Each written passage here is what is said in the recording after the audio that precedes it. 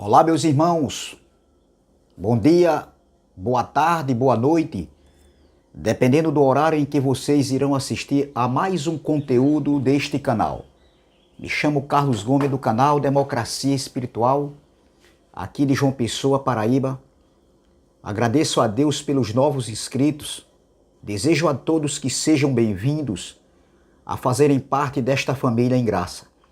Recebam todos um abraço do canal da família, canal Democracia Espiritual.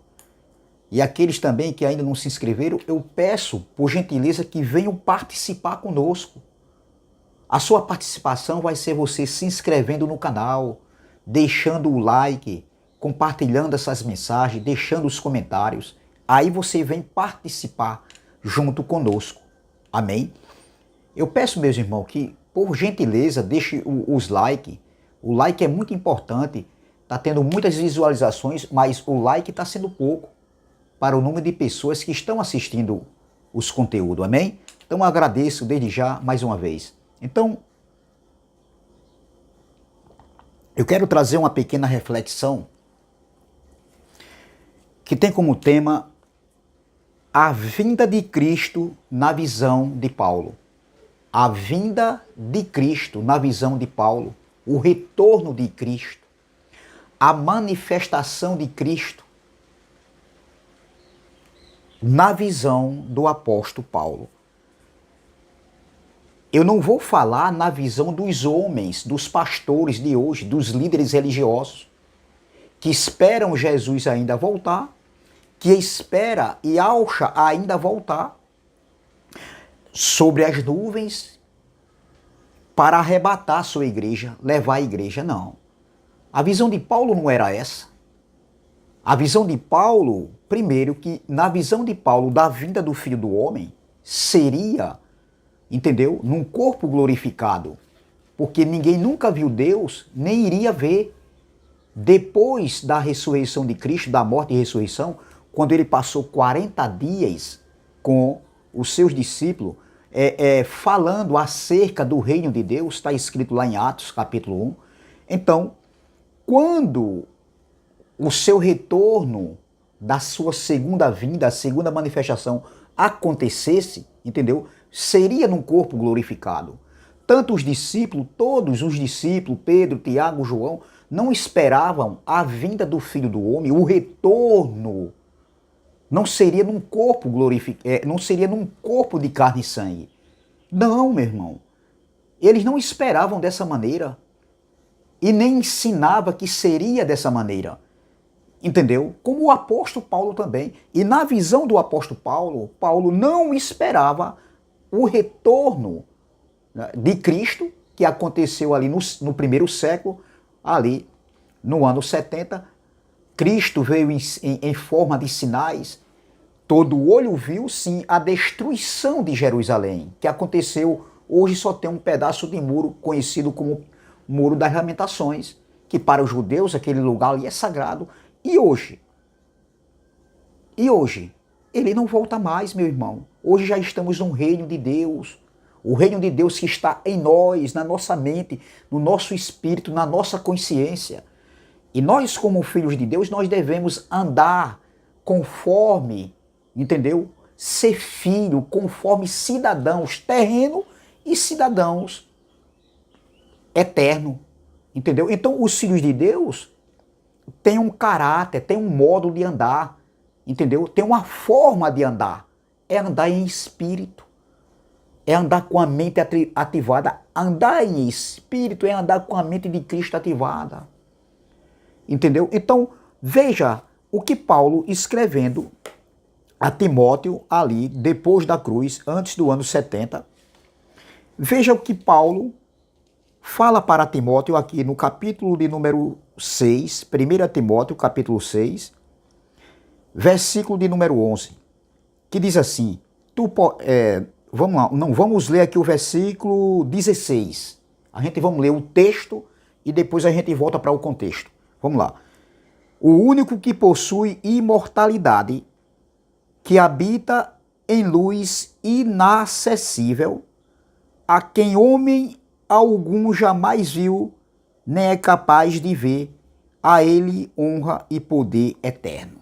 Veja que Paulo está dizendo para Timóteo em sua carta que aquele que possuía a imortalidade e que habita na luz, segundo Paulo estava falando ali, quando ele escreveu aqui a Timóteo, na luz inacessível, entendeu? Então ele diz que a quem homem algum, desde aquele tempo de Paulo até hoje, Paulo está dizendo, homem algum jamais viu, nem é capaz de ver. Por quê? Porque o Senhor é Espírito.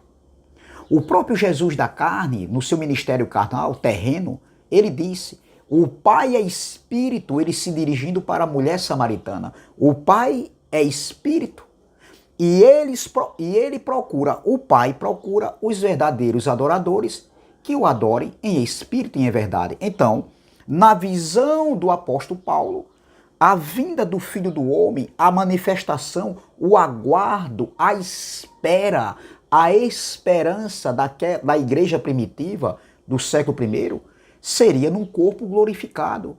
Paulo está afirmando aqui que o único que possui imortalidade, que habita em luz inacessível, a quem homem algum jamais viu nem é capaz de ver, a ele honra e poder eterno. Amém.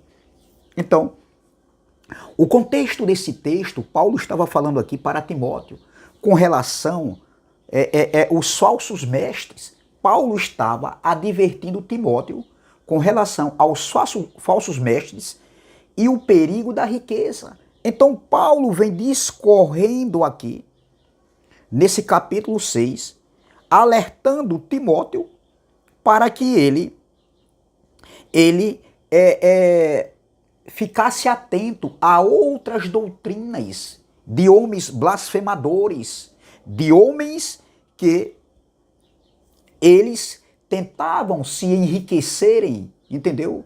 Fazendo coisas que ali não estava do agrado a Deus. E Paulo aqui, ele ensina a Timóteo que ele tivesse cuidado com esses tais, com os tais homens, entendeu? E Paulo alerta Timóteo, exorta Timóteo para que ele, entendeu? Se alguém ensinasse outra doutrina, tá entendendo? Outra doutrina, e não concordasse com as sãs palavras que Paulo havia ensinado, as sãs palavras do Senhor Jesus Cristo, entendeu? Então, que Timóteo viesse se afastar desses tais. Vamos ver aqui, vamos para o contexto. Eu li o versículo 16, vamos ler do versículo 3 em diante. 1 Timóteo capítulo 6, versículo 3 em diante, que diz assim.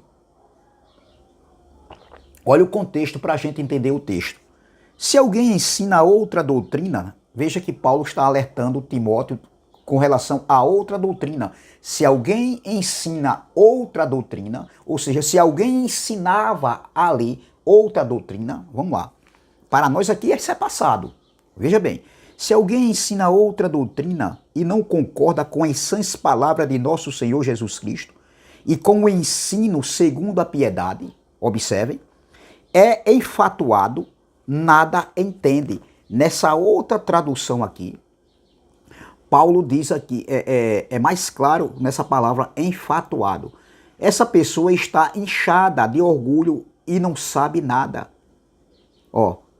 O que ele tem é um desejo doentio de discutir e brigar a respeito de palavra. Então, Paulo diz aqui, é enfatuado, está inchado, essa pessoa está inchada de orgulho, nada entende, mas tem mania de questões e contenda de palavras, de que nasce inveja, provocando difamações, suspeitas malignas.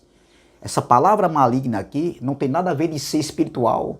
Quando o povo diz o mundo jaz no maligno, não, o mundo não jaz no maligno. O mundo é do Senhor, o mundo é de Yahweh, é do Criador. Foi Yahweh que criou esse mundo, foi ele que fez. A palavra maligno não tem nada a ver de ser espiritual, meu irmão. Isso aí é outra mensagem. Eu não quero ficar só aqui batendo com relação a essa palavra, porque eu não quero que fique muito longa essa mensagem, esse vídeo. Então, aí Paulo continua. É no versículo de número 5, aí ele diz aqui, no versículo número 5, nessa outra tradução, ele diz, eu gosto mais dessa tradução, vamos ler o versículo 4. Essa pessoa está inchada de orgulho e nada sabe. O que ele tem é um desejo doentio de discutir e brigar a respeito de palavras. Isto traz invejas, brigas, calúnias, desconfianças e discussões sem fim, como costumam fazer as pessoas que perderam o juízo e não têm mais a verdade. Essa gente pensa que religião é um meio de ficar rico. Veja, no versículo 5, o que nessa Bíblia aqui fala, nessa tradução aqui fala. Veja, supondo que a piedade é fonte de lucro. Então havia homens ali que achavam que a piedade era fonte de lucros. A doutrina, o ensinamento era fonte de lucros. Era isso que Paulo estava chamando a atenção de Timóteo. Aí Paulo diz aqui, ó, de fato, grande fonte de lucro é a piedade com o contentamento. Nessa outra tradução aqui, no versículo 6, diz assim, é claro que a religião faz a pessoa ficar muito rica se estiver satisfeita com o que tem. Então, veja que Paulo disse, de fato, nessa outra tradução, grande fonte de lucro é a piedade com o contentamento, porque nada temos trazido para o mundo, nem coisa alguma podemos levar dele. Veja o que Paulo está alertando o jovem Timóteo. Tendo sustento e com o que vestir, estejamos contentes.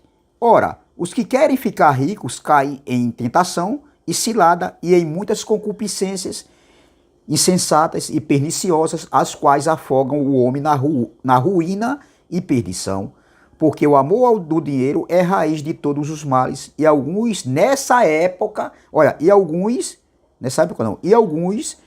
nessa cobiça se desviaram da fé e a si mesmos se atormentaram com muitas dores. Veja Paulo falando de alguns que tinham entrado por esse caminho.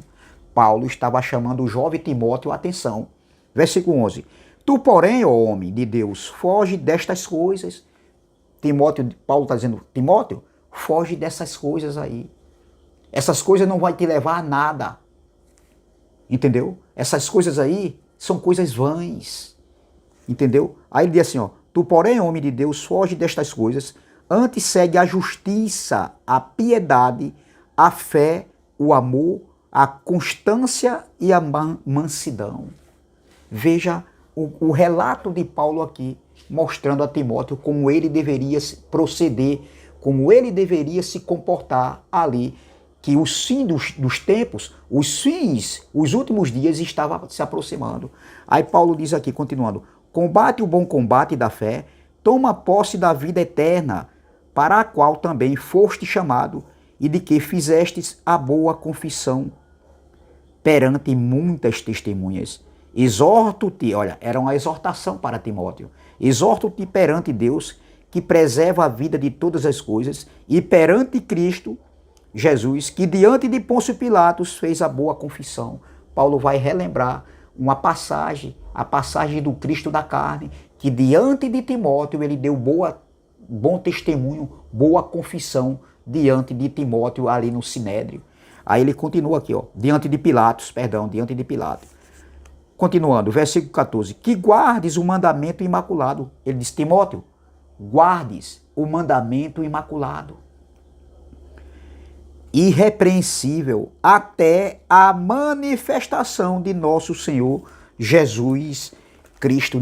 Nessa outra tradução aqui, no versículo 14, está escrito assim, sem falhar e com fidelidade, cumpra a missão que lhe foi dada, até o dia em que aparecer Jesus Cristo, o nosso Senhor. Veja como nessa tradução é mais clara e objetiva. Vou ler nossa tradução aqui. Versículo 14 diz, ó, sem falhar e com fidelidade, cumpra a missão que lhe foi dada, até o dia em que aparecer Jesus Cristo, o nosso Senhor. Quando chegar o tempo certo, Deus fará isso acontecer. O mesmo Deus que é o bendito e único Rei, o Rei dos Reis e o Senhor dos Senhores, Só ele é imortal, ele vive na luz. Ó, ele vive na luz e ninguém pode chegar perto dela. Ninguém nunca o viu, nem poderá vê-lo. A ele seja dada a honra e o poder eterno. Amém. Nessa outra tradução diz, versículo 14, que guarda os mandamentos imaculado e irrepreensível até a manifestação. A manifestação aqui é até a vinda do Filho do Homem, até a vinda do Senhor, de nosso Senhor Jesus Cristo, a qual em suas épocas determinadas há de ser revelada pelo bendito e único soberano, o Rei dos Reis e Senhor dos Senhores, o único que possui imortalidade, que habita em luz inacessível, a quem homem algum jamais viu, nem é capaz de ver, a eles honra e poder eterno. Amém.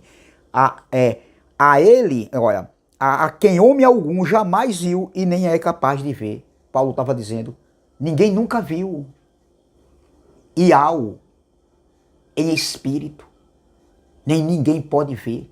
Então, a vinda do Filho do Homem não seria para que as pessoas vissem ele de carne e de sangue. Era num corpo glorificado. Cristo aqui, o Cristo da carne, ele deixou de exercer na terra a peregrinação, a missão que ele veio fazer. Então, na primeira vinda, ele veio de carne e sangue. O Verbo se tornou carne e habitou no meio deles lá. Veja, João capítulo 1. João capítulo de número 1. Versículo de número... Vamos ver aqui.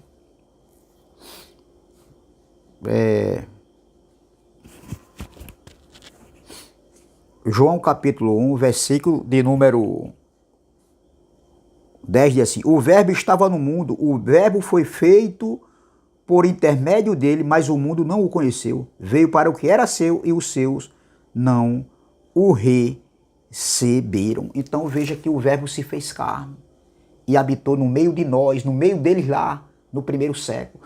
Então, na primeira vinda, ele veio de carne e sangue. O espírito que estava naquela matéria ali era o próprio Deus. Ali era duas naturezas. Você está entendendo, meu irmão? Então o verbo se fez carne e todos viram o verbo que se fez carne uma só vez. Ali, naquele século, no século I. Não era que na segunda vinda, quando fosse acontecer a manifestação da segunda vinda do retorno de Cristo, que aconteceu no corpo glorificado no ano 70, não seria mais de carne e sangue.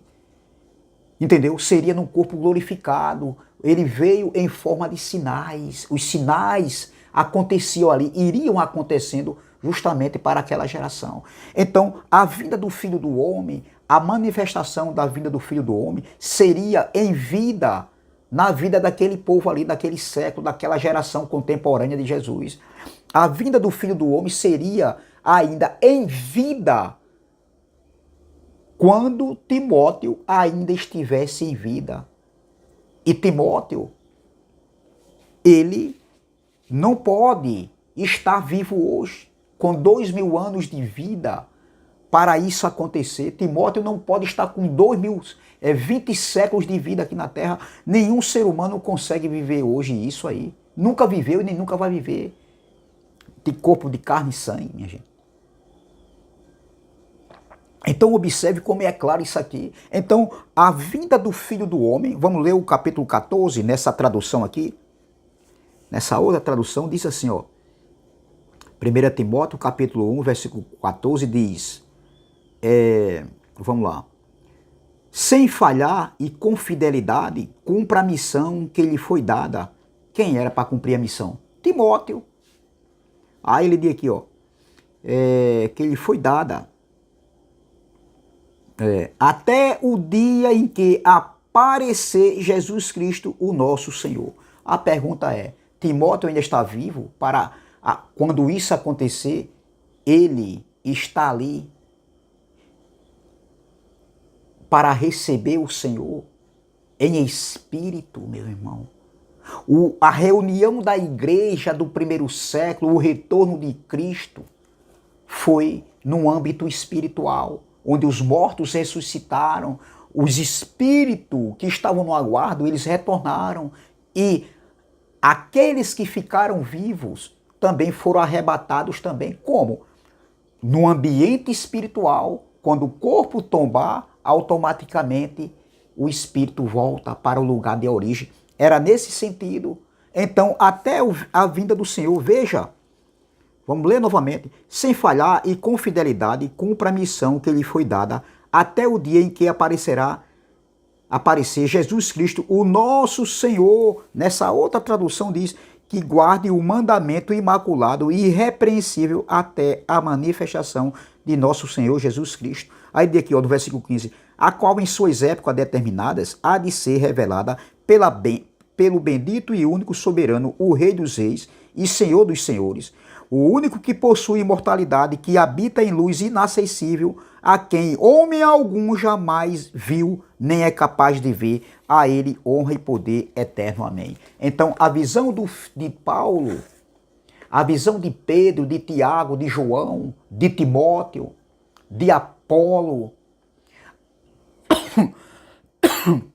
desculpa, a visão desses homens, dos discípulos, dos apóstolos do primeiro século ali, era uma visão no âmbito espiritual, não era de carne e sangue, minha gente. Nunca passou isso pela mente de Paulo, nunca passou isso pela mente dos apóstolos, dos discípulos, de Timóteo, de Epafrodito, daqueles homens, de Silas, daqueles homens ali do primeiro século, que levavam o evangelho, meu irmão, as boas novas. Nunca passou na visão de Paulo, entendeu? Que a vinda do Filho do Homem seria de carne e sangue. Essa passagem aqui de 1 Timóteo já diz tudo. É ser desonesto com a palavra, minha gente. É muito claro isso quando nós temos os nossos olhos iluminados. Então, a vinda de Cristo na visão de Paulo era num corpo glorificado. E isso aconteceu no ano 70. Todo olho viu sim a destruição. Todo olho viu ali aquele povo ali daquela geração do século I. Todo olho viu a destruição. Viram? E é prova real da vinda do Filho do Homem. A vinda do Filho do Homem estava conectado com a queda do templo. O juízo de Deus que aconteceu em 70 foi uma mudança pactual, onde aconteceu o estabelecimento do reino e a salvação completa, onde os espíritos, a morte foi o último inimigo a ser vencida e os espíritos retornaram para a casa de origem. E a partir de 70, todos aqueles que morrem em Cristo, todos aqueles, quando o corpo tombar, o espírito volta automaticamente para o lugar de origem, de onde veio. De um dia estivemos lá, o nosso espírito, e de um dia o nosso espírito vai também poder retornar. A nossa vida está aqui, é só uma passagem. Quando o corpo tombar, o espírito volta, porque aqui o espírito só veio de passagem. Então, a vinda de Cristo na visão de Paulo era num corpo glorificado, e isso aconteceu. Não era um corpo de carne e sangue. Ele nunca ensinou isso com essa intenção, e isso aconteceu no ano 70. Então, essa palavra que eu quero deixar. Graça e paz, graça eterna. Se inscreva no canal, o canal Democracia Espiritual. Não se esqueça do like, meus irmãos. Deixe seu like, compartilhe essas mensagens, deixe seus comentários também. Deixe seus comentários, pode deixar seus comentários. E vamos que vamos. Compartilhe essa mensagem. Também se inscreva no canal do irmão André Palhares, canal MDCG, do nosso irmão Ivanilton Cruz, canal Guerreiro da Fé, do nosso irmão Neilton Cardoso, abençoado com todas as bênçãos, e do nosso irmão Pedro Donizete, canal Graça, Ministério do Espírito. Amém? Graça e paz, graça eterna, e até a próxima, se Deus assim o permitir. Até a próxima, se e ao assim o permitir. O Filho do Homem não volta mais, ele já voltou, num corpo glorificado. Amém? Graça e paz, graça eterna.